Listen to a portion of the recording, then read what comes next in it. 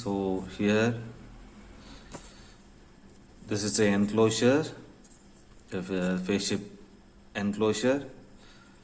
Here we need to connect the 4 LED in bottom side, and top side is we need to connect the 10 mm LED.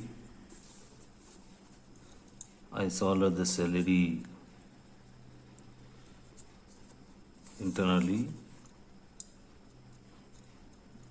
positive and positive solder. Now it is, I fixed the connector here. For the enclosure, everything is completed. Inside wiring, everything is completed. I fixed this, all the LED. See this output.